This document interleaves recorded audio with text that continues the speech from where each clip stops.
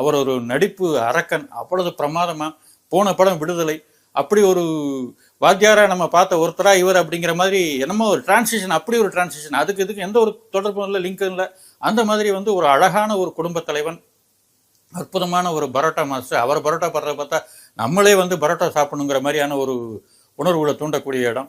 அந்த மாதிரி குடும்ப உறவுகளை பூரா அழகா ஒவ்வொரு இடத்துலையும் அறிமுகப்படுத்தி ரொம்ப அற்புதமா குடும்பங்களோடு சேர்ந்து இருந்தா தான் இந்த வாழ்க்கை நல்லா இருக்கும் அப்படிங்கிறது ரொம்ப அற்புதமா இந்த படத்தோட டைரக்டர் ஸ்க்ரீன்ல சொல்லியிருக்கார். அத்தனை பேரும் ஸ்க்ரீன்ல போய் பாருங்க.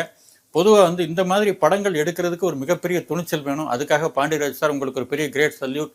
ஏன்னு கேட்டிங்கன்னா இன்னைக்கு குடும்ப உறவுகளை சொல்றதுக்கு இயக்குநர்கள் தயங்குறாங்க. ஒரே விஷயம் என்னன்னு கேட்டிங்கன்னா, இந்த மாதிரியான உறவு முறையை சொல்லும்போது அது இன்ட்ரெஸ்டிங்காக சொல்ல விட்டு போனால் அதில் ஒரு சீரியல் தன்மை வரும். சீரியல் தன்மை எங்கே படம் தோற்றுமோங்கிற ஒரு பயம் வரும். நியாயமான ஒரு பயம்தான்.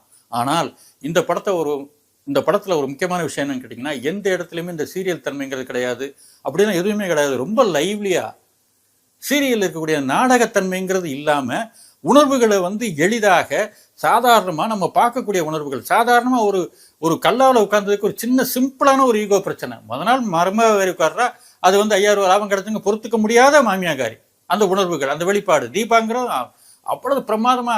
இப்போ தீபா விஜய் சேதுபதியோட அம்மாவை பிரமாதமா பெர்ஃபார்ம் பண்ணியிருப்பாங்க. அந்த பார்க்குற பார்வைகள், அந்த லுக், இதுதான் இந்த கோர்ப்பு தான் அழகா ஒரு படத்தை அந்த அந்த லைவ் அந்த இயல்பு அந்த சீரியல் தன்மையை நீர்த்து செஞ்சு ஒரு அழகான ஒரு வாழ்க்கையை பார்த்த உணர்வை கொடுக்கறதுனால இந்த மாதிரி படங்கள் ஜெயிக்குது.